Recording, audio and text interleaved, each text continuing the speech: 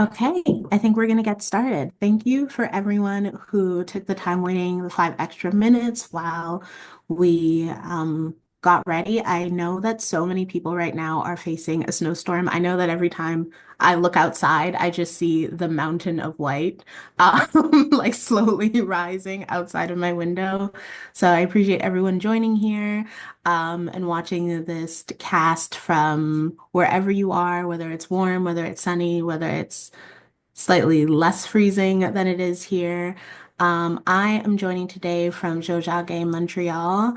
But as many of you can attest to, we are located at various points across Turtle Island. And so I like to start off our conversations when we're having sort of these discussions about land and when we're talking about Blackness, to think about the solidarity that we as Black arrivants on this land can use when we're showing up for our Indigenous kin, our Indigenous community members, and the people that we organize alongside. You'll see a link in the chat to whose land is it anyways. I like to give everyone an opportunity to sort of reflect on the ways that they are connecting to the land that they're on, to the territories, to the treaties, and to the peoples that have been stewards of this land. I think so much of the conversations that we are going to be having today are about care and about healing, and I don't think we can have that conversation without thinking about the healing that we need to have in relation to the land, to our relationship to land as a whole. So I'm going to ask everyone to reflect on that, not just right now, but throughout the rest of the conversation we have today. I know that our panelists are also joining from various territories, so if you folks want to speak to that relationship and to speak to the territories that you're on, that would be incredible. I'm also going to do a little bit of housekeeping in relation to the English closed captioning that you can use using the link that you'll see on this chat. And then there's also French closed captioning as well. So I am so incredibly excited for this conversation when I tell you that I have been like waiting for it all week, and really all month. And the reason that I've been waiting for it is because I think that this conversation is so integral to the way that I think about community care, the way that I think about like people who have been incredibly inspirational in their organizing, and the way that I think about sort of volunteerism and community participation moving forward. Before I launch into the questions that I have for our three incredible panelists, I'm going to give a brief introduction of who they are. So I'm going to start with Bethlehem. Bethlehem Mulat is the founder and executive director of the Vancouver Black Therapy and Advocacy Foundation. She is a multidisciplinary artist and community organizer. As the daughter of Ethiopian refugee immigrants born and raised in Vancouver, Mulat upbringing inspired her desire to be a voice for dismantling the structures that perpetuate inequity and inequality and injustice. Before founding the Vancouver Black Therapy and Advocacy Foundation, she worked as a frontline worker at PHS Community Services Society, where she gained a closer look into community building around essential services such as housing, healthcare, and harm reduction for marginalized individuals. Throughout her youth, she also volunteered with various AIDS organizations, deepening her understanding of public health and advocacy and grassroots support. These experiences defined her path as she grew inspired to envision new worlds of collective care and radical healing for the Black community. Her dream to provide healing to the Black community was emphasized in June 2020 after the murder of George Floyd and the Black Lives Matter movement that followed. Witnessing the collective trauma, along with the fervent calls for reparations and mutual aid, propelled her into action, initially launching a GoFundMe campaign to raise $20,000 for therapy for 10 Black individuals. Her goals soon evolved beyond her starting vision. After raising $200,000 during the summer of 2020, she developed the Vancouver Black Therapy and Advocacy Foundation as a nonprofit organization to provide transformative mental health care to her immediate community. Bethlehem's favorite part of the work that she does is that it transcends a typical job. It is a passion project that aligns with her deepest values and aspirations. She believes that leading the organization is not just work, but a privilege to contribute to a cause that is extremely meaningful to her and to the Black community. So thank you so much for being here at Bethlehem. That is incredible. And I'm gonna have so many questions dedicated to that path and the work that you were doing. Kathleen, or Kat Charles, pronouns she, they, is a queer Haitian mental health counselor, artist, and co-founder of the Black Healing Fund based in Tiohtià:ke, Montreal. Kat is trained as a creative arts therapist and somatic practitioner with a focus on fostering safer spaces for queer and trans, Black, Indigenous, and people of color who are youth. Their growing ideology as a therapist is heavily rooted in a commitment to the re-indigenization of healing spaces for marginalized communities through embodiment and sacred creativity. Kat believes that pursuing a career in mental health is void of sustainable impact without also deeply investing in the mutual aid to fuel communal resistance against systems of oppression that exacerbate mental distress for us all. This is why working with Black Healing Fund is so important to them. And Black Healing Fund, which I witnessed kind of through its inception, through watching Kat's incredible work, is an emerging volunteer-run initiative based in Tiohtià:ke, Montreal, Canada, that provides Black people in the city with recurring discretionary funding for therapy and other mental health or other healing-focused resources. Funds are continuously raised through collective grassroots mutual aid fundraising strategies. This initiative began during the summer of 2021 amidst the righteous collective rage of Black Lives Matter protests. Black Healing Fund is a response to a system causing and perpetuating Black trauma through state-sanctioned violence. Therefore, Black people should have free access to healing services within an oppressive colonial system, and the practitioners who support them should be subsidized. And our final panelist is Shanique Victoria Edwards, who is a psychotherapist registered in Ontario dedicated to supporting mental health and promoting resilience, particularly in Black and racialized communities. With over 2 decades of combined experience in clinical and administrative health roles, Shanique integrates her undergraduate knowledge in neuroscience and psychology with a graduate degree in clinical counseling from Tyndale University to provide comprehensive mental health care. As a mental health consultant with Black Mental Health Canada and the Director of Mental Health Outreach and Strategy within the Canadian Black Nurses Alliance, Shanique plays a leading role in advancing the mental well-being of Black individuals and communities. Shanique is also a knowledge translation specialist at the Cundale Center for Child and Youth Depression at the Center for at CAMH, where she works on mobilizing knowledge to improve mental health outcomes. A passionate advocate for the diverse needs of Black and racialized individuals, she is frequently sought after for her insights on racial trauma, anti-Black racism, and the promotion of psychological safety. Shanique has delivered numerous workshops and training sessions on the neuropsychological impact of racial stress, mental health resilience, and fostering and supporting inclusive environments and organizations. In addition to her private clinical practice, Shanique consults with organizations to develop effective strategies for representation, accessibility, and belonging with inclusive, equitable practices. Her work focuses on enhancing the mental well-being of Black and racialized employees and clients. Through her efforts, Shanique strives to foster healing, wellness, and long-lasting resilience, helping individuals navigate their most vulnerable moments and advocating for systems that support their mental health and well-being. Can I just say that those are three incredible resumes and filled with so much expertise. I also will say that this is probably the most anyone is going to hear me for the rest of the webinar because I want to hear from all of the expertise and insights that have led to you folks doing such incredible and such impactful work. And so I'm going to get into the first question because, yeah, I'm just so incredibly excited to hear from all of you. I know that you've given us the sort of biography of your organizations and your work, but I really am trying to focus more on storytelling and the passion that comes from the work that we all do. And so I'd love for you to tell us the story of how your collective or your nonprofit started. What gap were you hoping to fill or needs were you hoping to meet? And this question is for all of you. So we'll start with Kat. Did you say cat? I did say Okay, Kat. thank you. Um, I hope that folks have patience with me. There might be lags or internet thingies because there's like a storm going on, but I will do my best. And so far, the internet gods are on my side. So, the story of how Black Healing Fund started, it started from an Instagram story.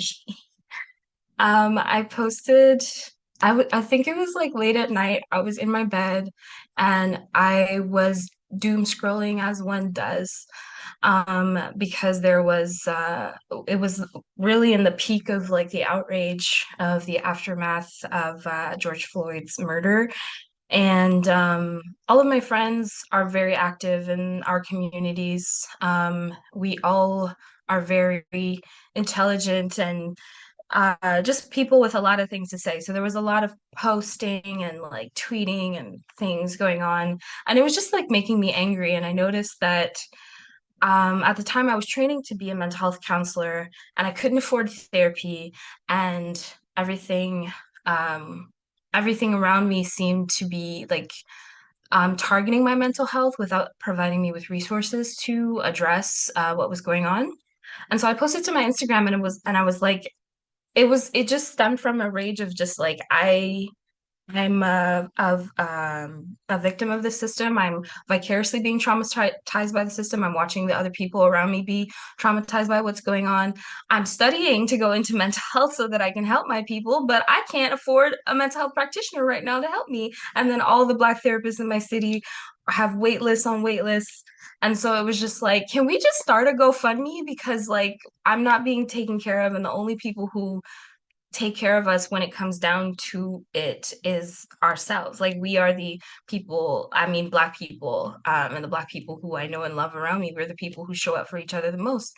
So it started out as just a GoFundMe, and then a few of my friends responded to the story and was like, I would like to help like make this a recurrent thing. And we had a Zoom meeting and we were like, okay, what do we call this? And then we gave. Okay, maybe it's my internet. I think you cut out just at the end for me. But I'm guessing that you then said, and we'll call it Black Healing Fund. Amazing. Okay. I love that. I'm gonna go to Shanique and then Bethlehem, you can close us out for this question.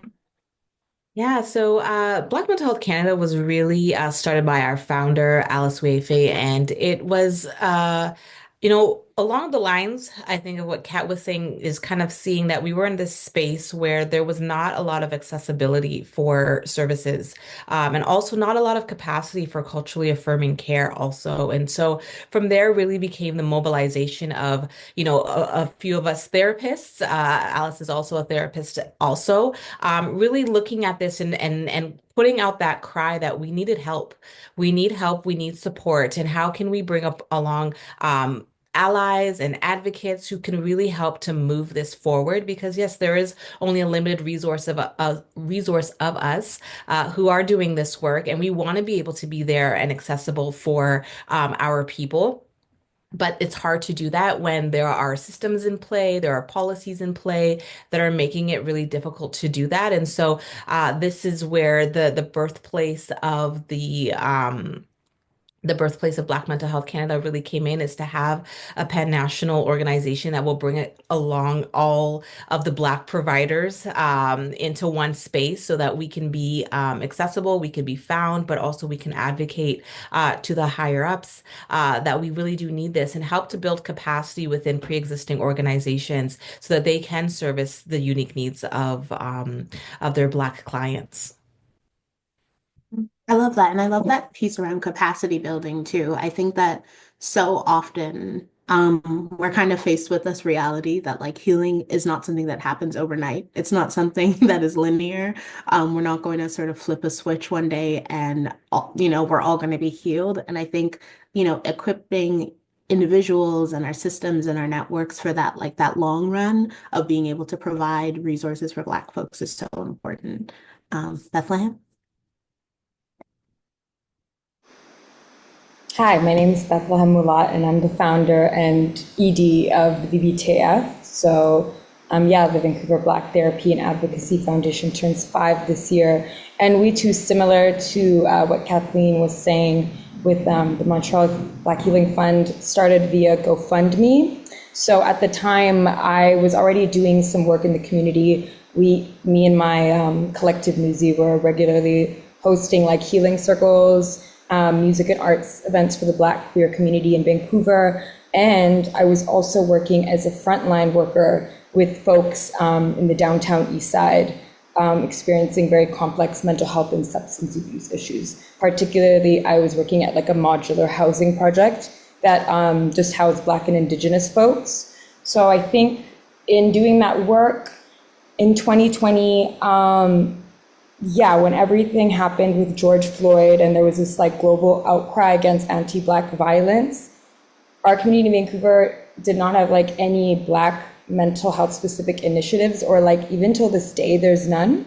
So yeah, obviously as a community, it was hard for all of us having to experience this collective grief, this collective exhaustion, and still have to show up for our communities, our families, work, and all this stuff. And so I have always recognized that therapy is a privilege that most people can't afford, because I myself, having like grown up within the system, was able to access this like pro bono from a very young age. So I have always felt that it basically saved me. So I wanted to bring something like this on a smaller scale. And as you had mentioned, I started this GoFundMe, like trying to raise funds for just 10 Black folks. I originally was even gonna just disperse some of the reparations we'd received through Newsy, like my arts collective, and give it out. But my friends were like, girl, like you yourself don't have a whole lot. Like you should start a GoFundMe. And I was quite shy. I was like, to put myself out there in this way, I don't know about that. But I did it. And I remember launching it, and within 6 hours, it just went viral. And that summer we raised about $250,000. So I quickly incorporated and turned it into a nonprofit. So it went from like a mutual aid initiative to cover the cost of free therapy for Black people in Vancouver, as well as like advocacy services. And now we've evolved from a grassroots effort to like, yeah, a fully registered nonprofit. We've always just been fighting for sustainable solutions and beyond just like emergency care from the beginning. It was important that we would kind of like lay the foundation so this could be something sustainable, even like beyond when the hype would die down, as we all knew it would, and it did. So yeah, we still do the same thing today, pairing Black clients with Black practitioners who obviously understand intersectionality is fundamental in providing mental health care for our community. And yeah, that's BBTF in a nutshell. Thank you. Yeah, I'm loving seeing the overlap in terms of the needs that you all are addressing. And I think I'm particularly like really interested in the different contexts between Montreal and Vancouver, and then the work that you're doing on a national scope, Shanique. Because I think that it's so fascinating when you see the differences, but then also the overlaps. I think that there's that feeling when you're like, oh, I hate that you're also dealing with this on the other side of the country. But also, I think there's something to be said about not feeling as alone in the work that you're doing, and sort of like creating those linkages. But I think that I also found really interesting is that all of you spoke to kind of like being launched into action, but having had roots in the work within community previously. I know that you are all like either frontline workers or registered therapists, and a thing that always is interesting to me is kind of like people's first like initiation, I guess, into kind of volunteering or community participation or care work. And so I'd love to know, what was your first entry point into this kind of work, whether it be volunteering or community participation or community care? How did you get started? And we'll start with Shanique this time. Thank you. To be honest, from a very young age, my mom, I grew up with a single mom, and she was very big on giving back. It didn't matter what it was. There were some times where, for example, we would forego Christmas, and that was because we would be buying toys for other people and we would not be receiving them at that time. And then also growing up in the Christian church, you know, volunteering and hospitality is kind of ingrained in that culture. And so, you know, serving in my church, you know, was kind of one of those entry points too. And then couple that with my mom's nature just to give back. We were always doing something in community or doing something to serve somebody. And if you had something in your right hand that you could pass along to the left hand, that's what you did. And so really, really early on, that was always a part of just my core value that, if I have even just a little extra, whether it be my time, whether it be my finances, whether it be my expertise, whatever it might be, if I can give it, pay it forward or give it back, then that's what I would do. Yeah, I love that. It's so interesting because I find that yeah, I have a very similar entry point in that when I was younger, I didn't even think about the work that we do now as volunteering. It was just so integral to like how you operated in relation to people in your community. And yeah, I think it's really fascinating that so many people have a similar entry point. Bethlehem and then Kat. Very, yeah, similar to Shanique, like single mother, low income household. Like I'm like literally everything you just said, essentially. We had nothing. I watched my mom struggle, but also she was really generous, and advocacy for me from like a really young age is just something I did, because I had the privilege of having been born in Vancouver and having like the knowledge and tools to be able to support her. So I was just always advocating for her, like from a really young age. It was just the thing I had to do.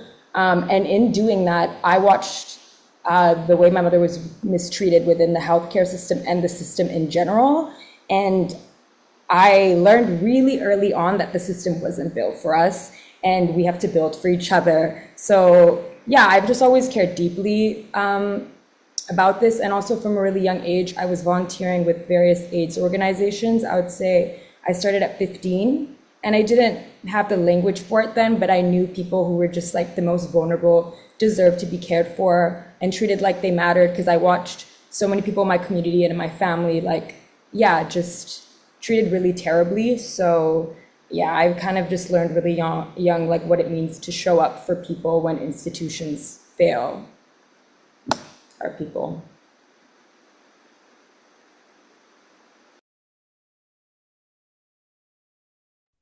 Kat, do you want to go ahead? I have so many things that I want to pull from that, and I feel like if I respond to every single brilliant thing that is said on this panel, we'll never get through all of the questions. Yeah, hate to be the person that repeats, but like very similar, like single mother, very, very low income household, immigrant family. My mom and I immigrated twice, and in both the US and in Canada, I had really early volunteer experiences. Started in the church. Um, my mom wanted to keep me away from like kids and that she thought were bad influences. So she would send me, I grew up Catholic, so she would send me to the church and I would like clean the presbytery and like volunteer in the flea market, well, not the clothing donation place that they had in the basement. That's where I spent most of my summers. At first, I hated it because I was like, this is not what normal teens do. But then I learned to like it because like people seem to be very appreciative of the help. Um, and I did a lot of school product projects in school. Like I feel like that early experience when I went to school of like having grown up like in elementary school doing all that volunteering work, by the time I got to high school, I recognized that I wanted to like do more volunteer work to just like help out, like help with issues that I saw in the school. Like there was a campaign that I started on bullying. Oh my gosh, flashbacks. I don't want to get too much into it, but it was like an era of like me trying to like help out a lot. So I feel like yeah, volunteering has been something that I've done for a really long time. Started with my mom like showing me that it was helpful to people and a nice way to spend your time. So yeah, started very early. Thank you for that. And I don't know, I really appreciate that entry point. Like a thing that I also, experienced when I was growing up, we were very low income, and it never seemed to me that like we we should be hoarding the resources we have. I think now, like a similar kind of thing happens in like sort of queer community where we always make a joke about passing around the same $5, which I think is, ooh, I am concerned that I've frozen. I am worried that the snowstorm is also affecting me. Okay. Could everyone hear me, or was I just really amazing? Wow. I was like, I feel like the snow is really not doing kind things for me either. But yeah, I think that there's something to be said about like being able to recognize that like we're stronger together, even when you are in circumstances that are unfavorable, and even when you are feeling kind of the institution and like sort of systems of oppression pressing down upon you. Like I think that's when we often cling to each other and reach for each other. And so I'm glad that you all kind of had that in the face of all of these sort of systems. This question is specifically for Kat and Bethlehem, because I know that both Black Healing Fund and Black Vancouver Black Therapy Foundation were both born in 2020 out of a need to sort of provide accessible healing to Black communities. And I think that that sort of need is, I would say, even heightened when we're faced with kind of like constant news and constant images of anti-Black violence, and then a social reckoning that sort of comes with people realizing for the very first time that there's institutional anti-Black violence. And I was wondering what it was like to mobilize crowdfunding and mutual aid in that environment. And Bethlehem, you already sort of hinted at this in terms of the dying down of the hype. But how has your mobilization efforts changed or evolved in the last 5 years? And we can start with Bethlehem and then go to Kat. Oh yeah. I think that's a really good question. It has changed like tremendously. I think actually right now I've noticed with what's going on in the States, I'm noticing like there's a remobilization, which is like mutual aid and such. But the last like 4 years have been quite quiet as we had predicted. So initially, yeah, we launched the GoFundMe. It took off. Everyone was circulating it. And by the time it was like 2022, things started to die quite quickly. So our fundraising efforts have changed like completely. We've had to formalize quite a bit, which has been quite tricky for us as we have still, although we are a registered nonprofit, we still have tried to remain as grassroots as possible, you know, while like working within these parameters. So yeah, we've had to do a lot of formalizing just so we can secure funding. So we rely on predominantly like grant funding now, and also our monthly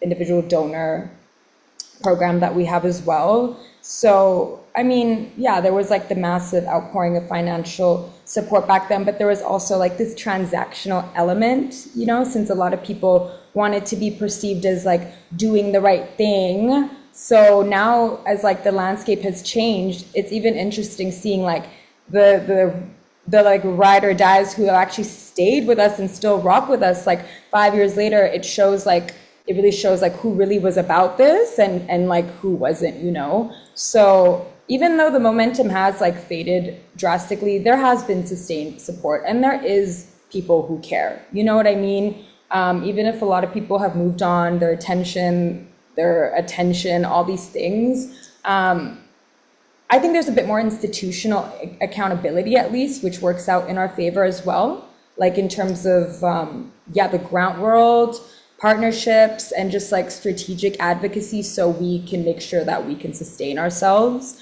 So even if it's not the same, not even like close, we have been able to still sustain ourselves because we're also quite transparent with like donors in our community, with just like, you know, where we're at with how many sessions we provided, how much we've raised and such. So, I mean, yeah, I would say we've learned to basically like demand and not just request structural funding, and also, yeah, working towards policy shifts and such.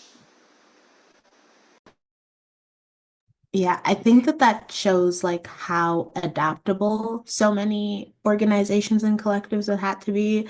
Something that like you spoke to earlier was like sort of knowing that the moment would pass, or that like you had to hop on kind of like the momentum or the virality of the moment, but that you had to sustain yourself over a long period of time. And I think that like, I know Kat, we also spoke about this sort of in 2020 when we were like, I wonder how long it's going to take for people to sort of move on. And I think it's really, I think it's scary a little bit when you are sort of like Black folks specifically knowing that you have to hop on a moment where people care and are paying attention because that's not sustained. And it does something. I would say it does something to to you sort of emotionally, and it does something to sort of how we approach the work that we do. But I appreciate you thinking about the kind of the long haul, and how to sustain these efforts beyond a single moment. Because this is not a single moment for us. This is not a single moment for the people that need the therapy and the healing. It's ongoing work. I'll leave it to Kat to sort of speak about how Black Healing Fund has responded to this as well. Yeah, thank you for your response, Bethlehem. I think it's nice to see like a different response to this. Essentially Black Healing Fund, we're still grassroots, like we haven't incorporated as of now. We are what's it called? We are a working group under a nonprofit called Cooper Concordia, which is like a research group affiliated with Concordia University, and they provide a lot of support to like many grassroots organizations in the city. And so, yeah, just to say that that's how what our status is right now. And it's been I definitely have felt like the dwindling in the donations. Like we used to have like a whole bunch of Patreon donors, and like now there aren't as many. So I feel that as well. I definitely think that there was something that happened between 2021 and 2022 where that support kind of decreased, but we continued like doing like recurring fundraisers to like be able to support people. Um, your question was, can you remind me of the other part of your question? Thank you. It was about your mobilization efforts. Like, what have you been, like, what strategies have you employed? How have you kind of changed your approach after the initial crowdfunding burst, basically? So, in terms of strategies, we've done fundraising events and like we've done like raffles by getting donations from like local artists to like have people like pay in for a prize, so that helps fundraise. But now, like similarly to like other people's support dropping at around 2022, our capacity dropped. Like so many of us were going through burnout, and it was like we can't really do this for free anymore. It's not feeling good. It's not feeling sustainable.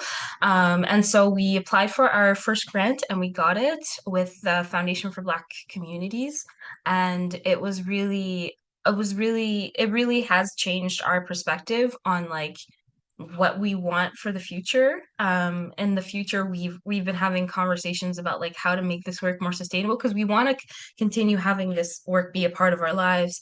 But like, yeah, like it's gotta help, it's gotta contribute to my wellness as well. I still feel icky about that, but at the same time, yeah, I can see it and like my colleagues, like we can't continue pouring into something that doesn't also pour into us. And I don't think that makes it transactional. I just think that makes it reality. Yeah.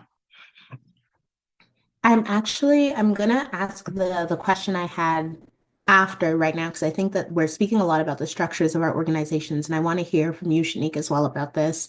Um, Kat, you're talking about like sort of Black Healing Fund, thinking about their structure right now and sort of thinking about sort of staying grassroots, but also like what looks sustainable.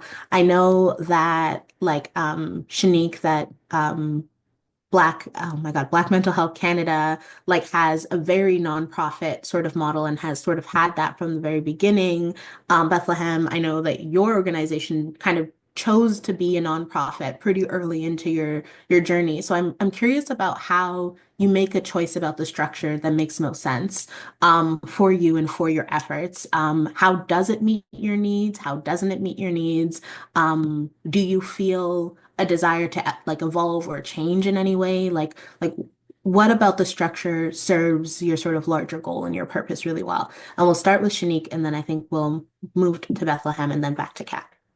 Yeah, thanks. And I mean, very similarly to my colleagues here, BMHC was also started in 2000, was started, sorry, in 2020, sorry, just also at the height of George Floyd also. And to be honest, I think a lot of our team were coming from spaces of academia and research where grant funding was a significant, part of sustainability on things that we were already working on. And so understanding that a part of how do we keep that momentum, how do we keep on kind of keeping the lights on and the doors open, especially considering that this work is not just a simple, 9 to 5, right? We still have to show up in spaces and still be Black, right? Even though we are here servicing our community at the same time. And so in line with that, that burnout and all of that, and really and truly the reality is that we do deserve to be paid for the work that we do.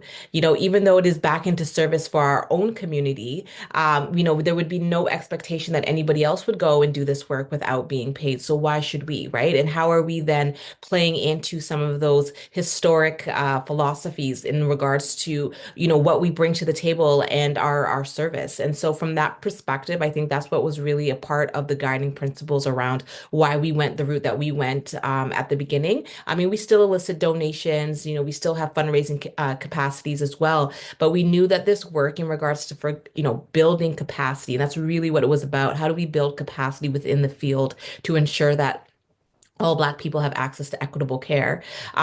We could not just be reliant on the wave. And so in anticipation of that wave dying out, I think this was a way for us to kind of strategically kind of get ahead of that from our perspective. And also, like I said, based on many of us who were coming to the table amongst our circle of leaders and being in this space, this was one of the ways that I think we thought that could be possible.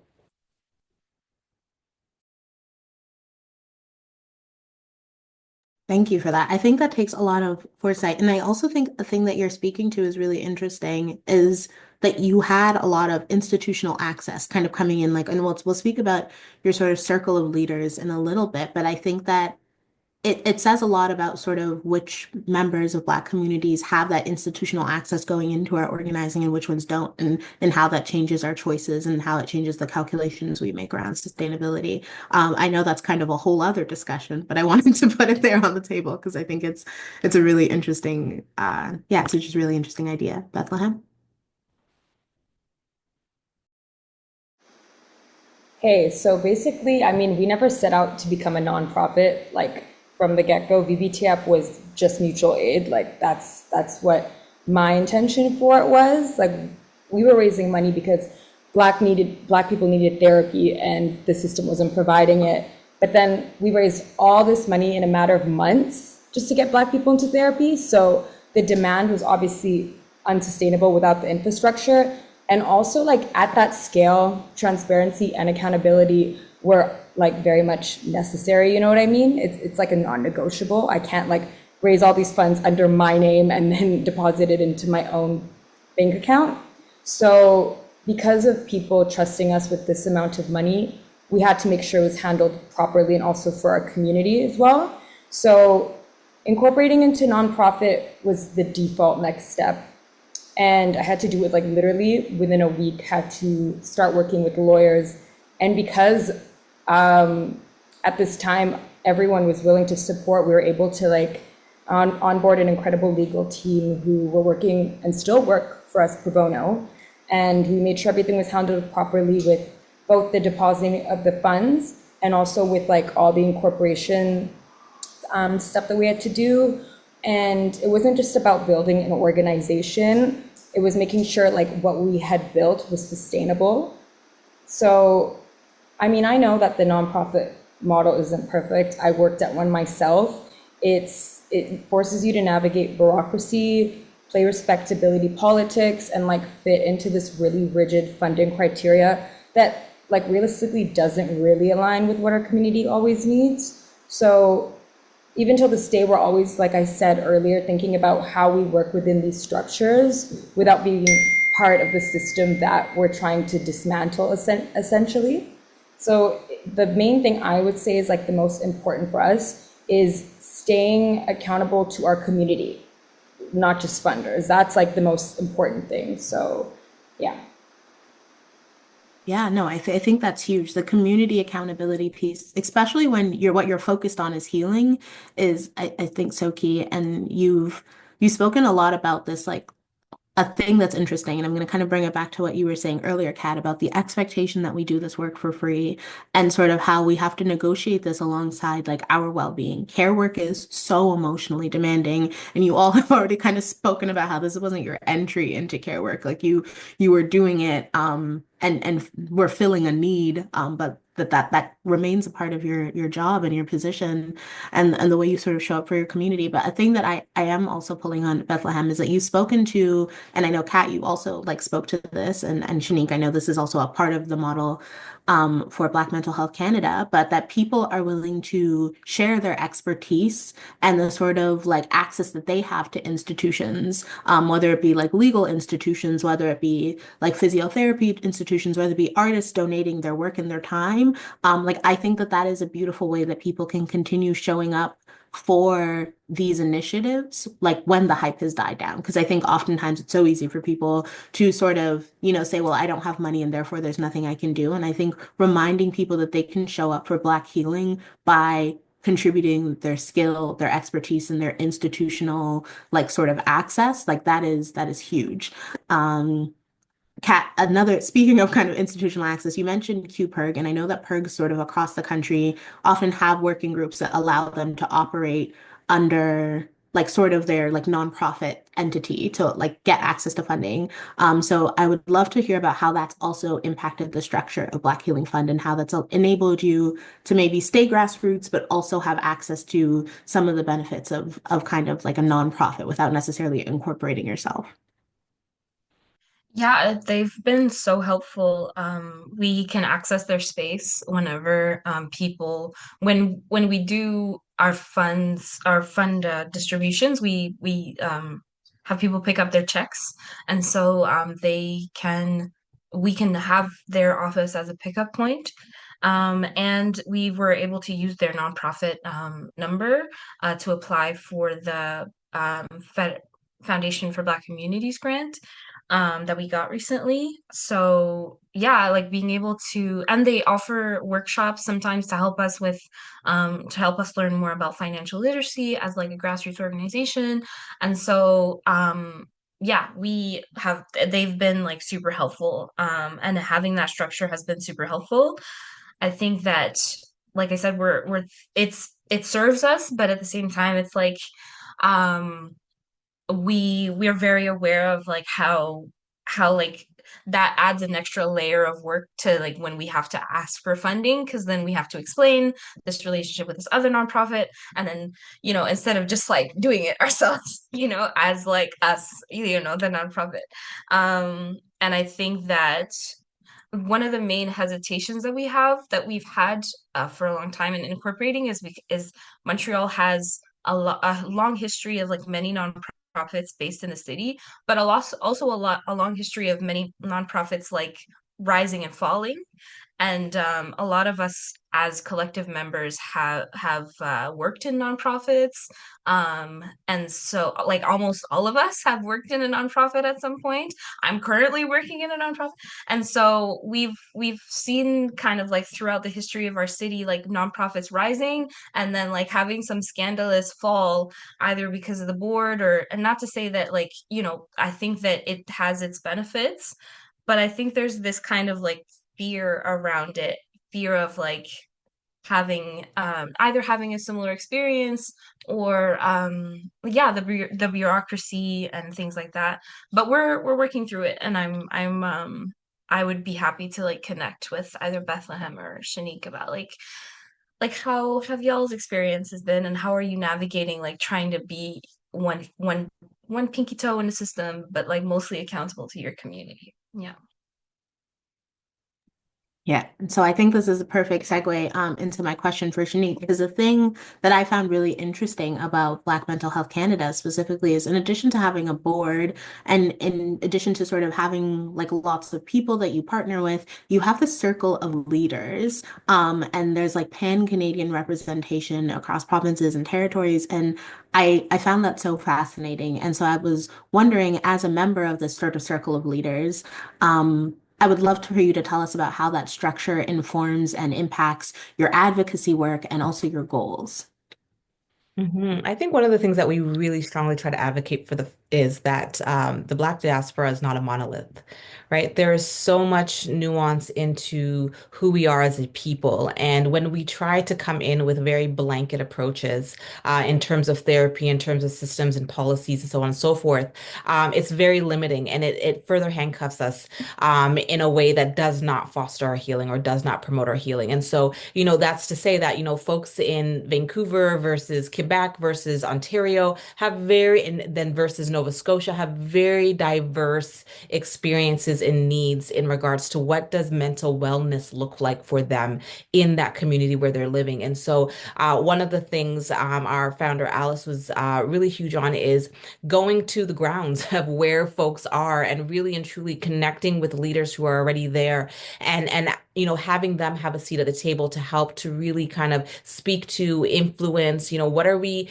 putting out there? What kind of programs, would really kind of resonate, right? What may work well in Toronto may not necessarily be effective in Alberta or Manitoba, for example. They don't may not have the infrastructure there. They may not even have the desire to have something like that. Or maybe they've had that already and it hasn't worked, right? So this is an opportunity for us, not to necessarily reinvent the wheel, but also not to kind of perpetuate this messaging that sometimes comes in that, if we just kind of slap black on it, it should work for everybody.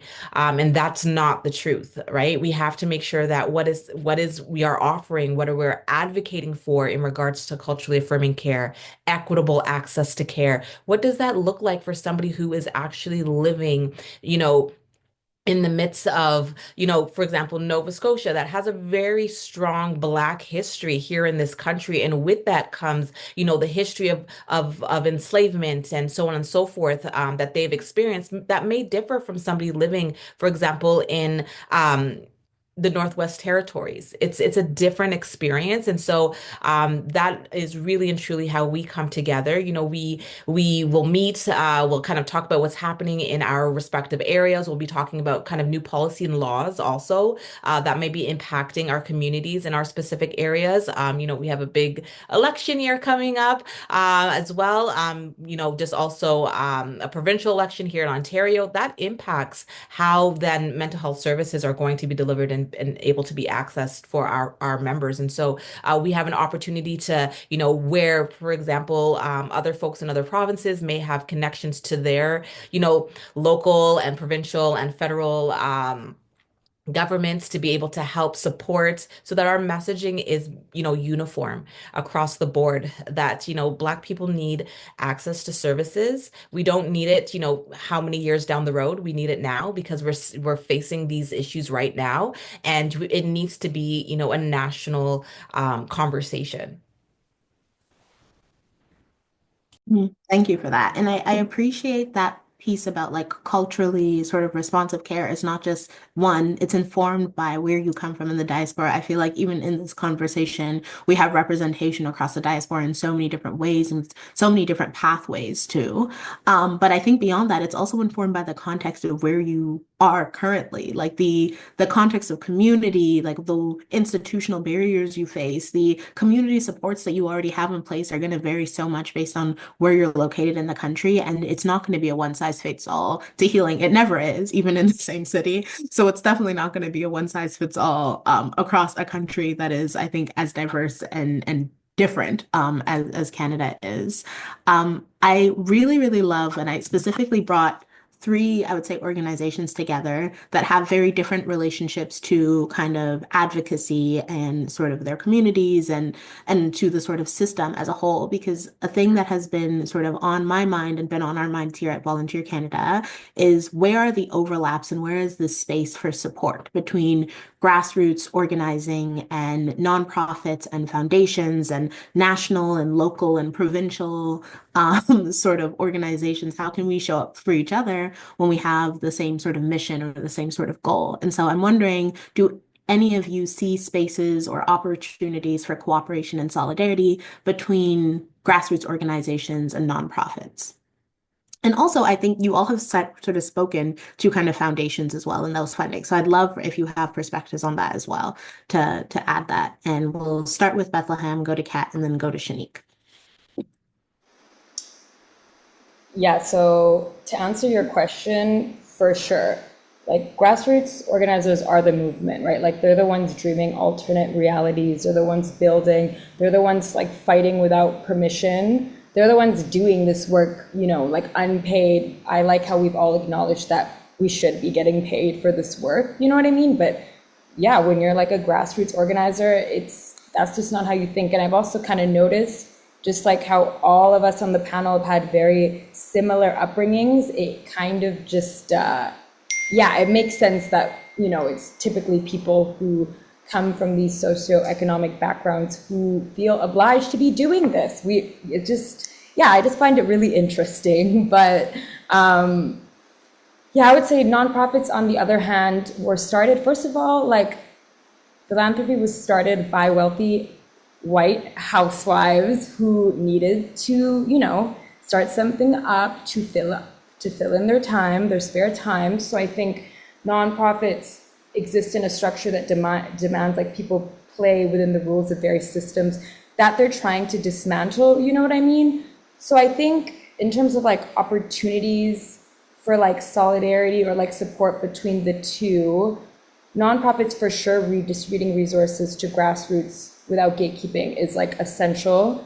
BBTF in like our nascent stages definitely received both monetary and also just, a lot of like advice, consulting, support from pre-existing charities and nonprofits who are willing to support us. And also spaces where grassroots collectives can like basically teach nonprofits is also important, like how to center care and share access to funding strategies as well. And I would say like advocacy collaborations that kind of merge direct action and policy influence. We have worked with other larger organizations just in terms of like policy and because that's something that I believe we need to definitely focus on. It can't be like grassroots organizers and orgs doing this work, you know what I mean, like systemically. So I think the end goal is just to like not replicate systems, but actively change and challenge them.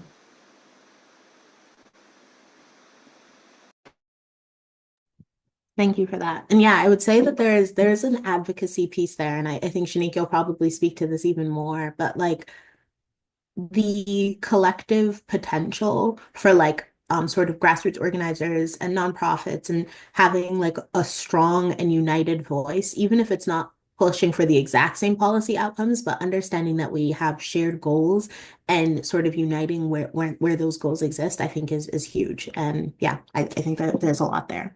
Kat?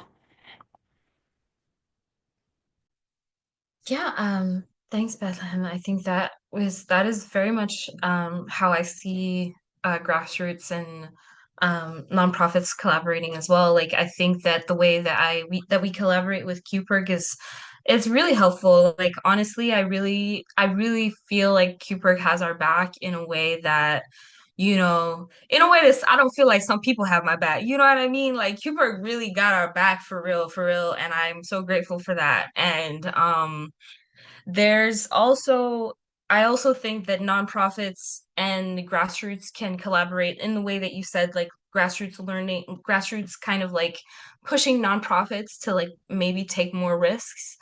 Like for example, I work for a nonprofit who recently has taken, well, since October 7th has taken a stance against the genocide in Palestine, and it has cost that nonprofit like some funding and like that. But that decision was informed by all of the employees in that nonprofit being involved in grassroots movements. And so they took a very strong stance. And so it was very yeah, was it was beautiful to see that like okay, like this is what it might look like to like take a risk and like maybe not necessarily cater to the system in one way, but that was informed by like us all being involved in non and grassroots organizing. And it means that we have to diversify like what funding looks like if you're willing, if you're going to be taking certain risks. Yeah. Yeah. And I think that goes back to the community accountability piece too, right? Where you think about whether or not you're accountable to the communities that you serve and that you're made up of, or whether you're totally accountable to funders. And I think that like that balance that nonprofits have to strike, like I do think that there's a lot of work in terms of being risky, but then also like reaping the reward of like community having your back and community trust. I think is something that constantly needs to be thought about and negotiated. Shanique?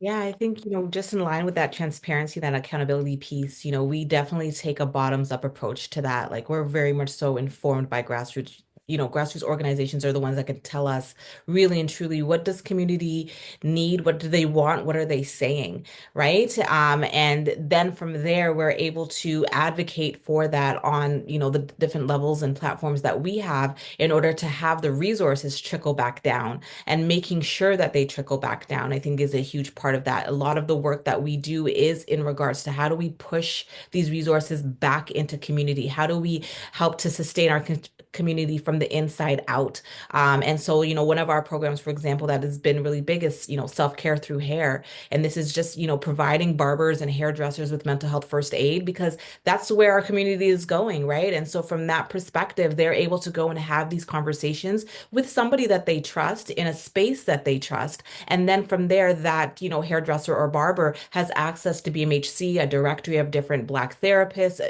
other grassroots organizations that are providing great care, financial support, so on and so forth, right? And so from that perspective, that's really and truly how, in line with what Bethlehem and Kat were saying as well, is that this is very much so a symbiotic relationship, right? I don't think you can have one without the other. They both need to be able to be working in tandem. And I think this is something that as a community we do very effectively. We've done that historically, which is why I think we've been able to overcome a lot of different things. We've been so resilient, even though I know that's not a word that many of us like to use anymore just because of, different connotations attached to it. But I still put it out there because it does speak to our collective history of coming together, mobilizing, right? And doing what it takes in order to overcome systems that were never designed for us, right? And so, yes, does that mean that sometimes as nonprofits, we have the opportunity to engage in grant funding and things like that that can help to leverage some of those resources that might be harder for grassroots?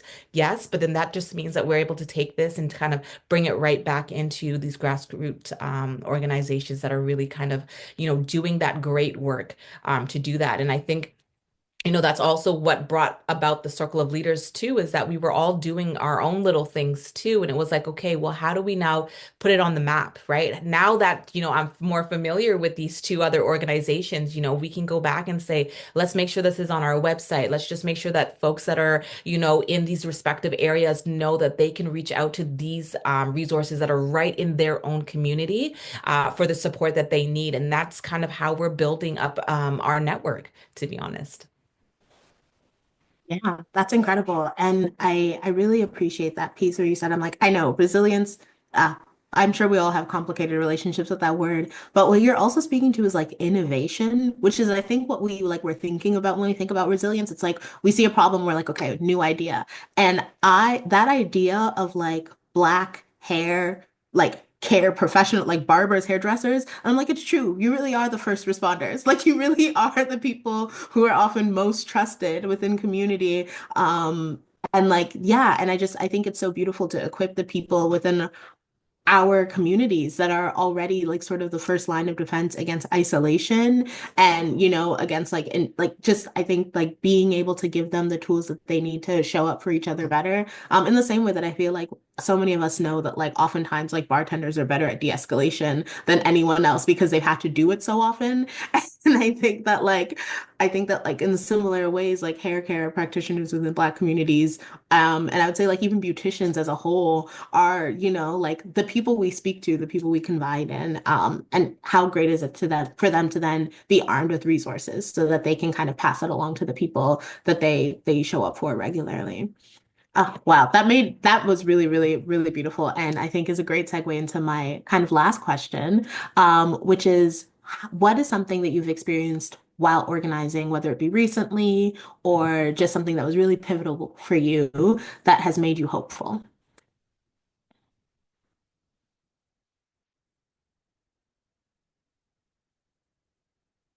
Bethlehem, I'll go to you, and then Shanique, I'll go to you. And Kat, you seem deep in reflection, so I'll let you go last. I mean, I think with like the state of the world right now, everything is really bleak. I'm not gonna lie. It's really dark, and in a way, it's like kind of comforting to know we're all going through it, you know, and you don't have to like be fake when people are like, "How are you?" We just kind of, it's okay to let it all out. So I'm not gonna lie. I think all I can really say at this moment in time is like the work itself, like really the work that we do to be able to do it right now, like I couldn't fathom doing any other job, you know what I mean? Because like I said, this doesn't feel like work. Like I always feel like I almost don't have a job because it's passion work, it's love. So I think for us, like with the events that we've hosted and also program participant testimonials, which we recently received and we receive ongoingly. So essentially, we've also started a kind of new data collection approach. Obviously, like quantitative data is quite problematic. So we've onboarded a people-centered data scientist who has been analyzing all our data from rounds 1 to 4. And we started reviewing everything this fall. And it like felt like day one again, just to like see, like, you know, you kind of forget like the people who still actively like are having their lives literally change because of like what we've built, because of the support of our community. So like to date, I think we've had about 1,500 individuals and also families who've accessed our programming, our therapy through our programming. And about 88% of those sessions have been free because we also have a low-cost counseling program. And I think we've had about 75,000 minutes. I have to double check, but 75,000 minutes of basically Black healing, of like therapy. And according to our data, I believe like the percentage of people who have accessed our program, because I don't remember this off top, but yeah, it looks like majority of our participants wouldn't have accessed counseling otherwise if it wasn't through our programming. So just like reading this and like reading the participant testimonials, like that gives me all the hope in the world, I would have to say. And also just beyond the numbers, like the lived experience as well. Yeah, this is like why we track our work, because data is power in this context, since this is actually something that is much more healing and like productive for our community than just like numbers that do nothing. I'm not really into quantitative data like that. So this shows it's actually measurable and that it's happening, and it gives me hope because we're creating it and we're documenting it and we're making sure that it lasts, because now we can also like present this to funders, right? And get larger federal funding so we can like open up a space and make sure that we can really be here in the long run. Because like I want VBTF to be here forever. Like I won't be in this position forever, I know that for sure, but like I want to pass it down forever, and I want it to just like get bigger and bigger and bigger, and like beyond for myself, but just to like know that this will be something that like people can access, yeah, like forever. Just because like I said, I feel like as a youth, having accessed therapy in like the way I did saved my life. So yeah, if like younger, yeah, if like youth can be able to like also get that experience, it just like, yeah, it means a lot. That's so beautiful. And I love specifically that you spoke to like the way that numbers and like kind of data analytics that obscure humanity and personhood. Um, yeah, that's not the way we want the numbers, we want the tracking of our work to always affirm like the people that are being impacted and the people that are being helped and the people's lives are being changed. So thank you for sharing that with us. Yeah, that just felt so meaningful. Shanique. Yeah, I think, in line with what Bethlehem was saying, I think one of the things that really drives hope is that despite or in spite of what we're experiencing right now in the climate, political climate, social climate, that there are still folks who are willing to trudge on. And I think the fact that we're not willing to quit, we're not willing to buckle because we have data that's showing whether it's quantitative or qualitative, that, the work that we're doing is driving impact. There's a value add to our community by the work that we're doing. And I think that is so monumental because it can be a lot. Burnout is real, fatigue is real. The fact that, we are having to navigate these spaces again as the very same folks that we are, helping. I say, even though, yes, it's Black History Month, I'm Black every day, right? And I have to show up in spaces every single day. And not only am I, working on my own stuff, right, but caring for community, and even though, yes, we have support collectively, it's a lot, right? We're individuals at the end of the day, we're people first. And so with that comes the weight of how we then process and how we seek to transform these experiences. Some that are very negative into positive things that can continue to fuel us. But I think the hope is that we have brothers and sisters who are willing to continue on. We're not going to buckle or cave to the pressure of this time. And I think that's a real testament, again, to our level of innovation, to our adaptability, to our resilience. And I think all of that, makes me proud of us, and I think that, having, conversations like this and being in spaces like this and to be honest, also, I think on the lens of, coming from a psychotherapy hat as a psychotherapist, there's also a hunger for this. And so from that perspective, it really makes me proud that we are here and we're continuing to really and truly carry the mantle that our ancestors have, given to us, and really trying to push this forward.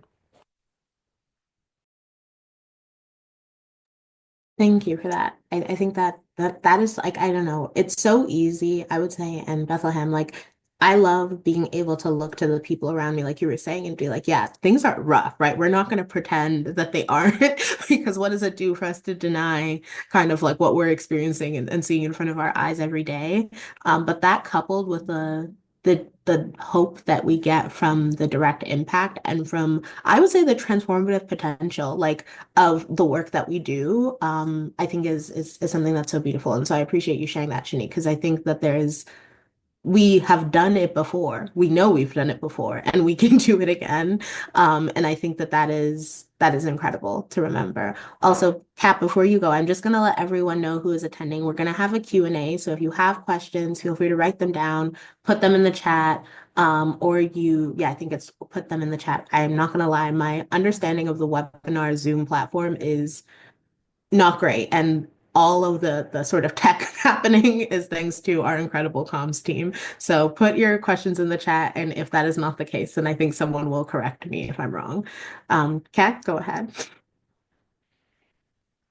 Yeah, thank you, Bethlehem and Shanique, for your answers. And yeah, I really appreciate having been in this space with y'all.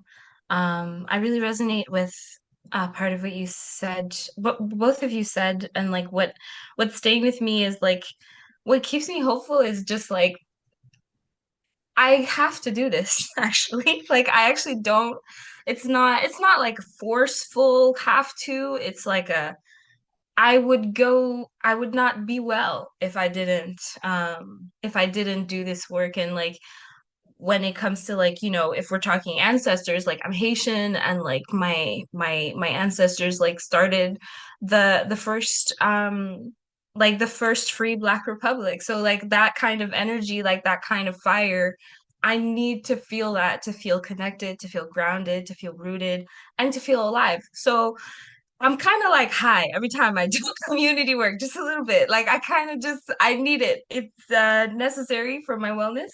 You know, I don't want to burn out, but like it's necessary. And that we also had like testimonials that I reviewed at some point, like because we wanted to put them on our website when we started applying for our first grant. And like I literally teared up. It wasn't even data that we had asked for. Like we had a Google form for people to apply to, and there was a question sections. People just like voluntarily left like thank yous and like stories that they wanted to share, and like reading that really made me realize, oh, okay, like this is important to people, and like they don't really have anywhere else to go sometimes when they apply for these funds. And it's like, you know, it's like like a a little bit of light in the dark whenever they can apply. And like I think that it's an honor to be able to like read those testimonials every time. That makes me hopeful. um, Being a money fairy makes me hopeful. Like in the beginning, we were giving people checks physically and dropping them off to their homes, and we called it money fairy duty, and it was the most beautiful thing I have ever done in my life. You will never be more happy than like walking up to someone's house in the rain just to drop off $1,000 and go home. Like no questions asked. Like, there's no greater source of serotonin than just giving a Black person money when they need it. And then you go home and you're like, it's wonderful. Um, so that really made me hopeful. Yeah, I really loved being on Money Fairy duty. Like, that made me really happy. And I think what also makes me hopeful is like our my dreams for the future in terms of this collective. I don't think I'll be doing this work as actively as I am in this specific way my entire life, but I do want to like, you know, build a ground so that I can also pass it on to like youth who also want to feel that fire and feel like they're giving back to community. That's like my vision for this collective. So right now I'm excited to do like more fundraising events because I feel like I'm really good at creating spaces where people can like make art and feel a sense of community and also give back through that. And I'm looking forward to collaborate with other like collectives in the city. Like in Montreal, we have Black Healing Center, who just recently acquired a physical space. So I'm really proud of them. And so I'm hoping to like Black Healing Fund and Black Healing Center collaborate so that maybe you can use their space for fundraising or stuff like that. But yeah, that's what makes me hopeful. That is incredibly beautiful. And that makes me hopeful too. I think it's, I don't know, I like work at Volunteer Canada, and as like a little bit of a shameless plug, but also kind of the root of the work that I'm doing is building a national volunteer action strategy. And I always say, like, if I'm going to be building a strategy, the end output can't just be like, you know, a bunch of like a report that is buried somewhere that no one ever reads. Like it has to be actionable things that like impact the communities that I'm a part of and the people I care about. Like I want to be able to see that strategy trickle down and change the lives of my family and the people that I exist in relation to. And if it doesn't, then I did something wrong. And so I feel so strongly that like these conversations are like a huge part of at least the way I think about research, because it's testimonials. It is the work of people who are on the ground doing this work every day and telling us how we can think about like nonprofits and care work and community participation in new ways and innovative ways and in better ways. Because yeah, I think that like the future is something that makes us all hopeful, but only if we actively work at it. And so I really, really appreciate all of you here, like sort of sharing your stories, telling us about the things that make you hopeful, but also how you are actively filling gaps in your communities, because I think that that's what yeah, this work is all about. And I feel exactly what you said, Kat, where you're like, if I wasn't doing this, I don't know what I would be doing because I feel exactly the same way. I'm like, I don't know what I would be doing if I wasn't doing this. And I just feel privileged that I get a chance to speak to all of you and hear about your incredible work. We don't have any Q&As, but we're at 3:17. I don't particularly feel like we need to belabor a conversation that was so incredibly rife with information. But I do know that the volunteer candidate team is going to share links to all of your social media, all of your organizations, and all of your funds in the chat so that everyone that joined our webinar today can get a chance to connect with you folks and your initiatives. And also, like, this is a little bit of a plug that you folks haven't made, but if you heard about these initiatives and the work that they're doing and you want to support either through your labor, through your time, through your energy, through your advocacy, like that is how you show up for Black community too. Like it is not just about, coming to a panel, which is great, and I'm so glad you came. But it is also about, redirecting your energy and your action and your passion into the work that is being done at a local level. Because yeah, incredibly meaningful work is happening. So thank you all for being here. And yeah, I think that's it for today. Thanks for having us. This is so great. Yeah, Yes, my thank you pleasure. so much. This was fantastic. Great conversation. Yeah. Thank you so much for hosting this. This was really incredible. Yeah. And I hope everyone keeps super warm and that, all of the warm feelings from hearing about these all incredible initiatives keep us warm for the next little bit. Nice meeting you all too. Bye. Nice meeting y'all. Bye. Bye.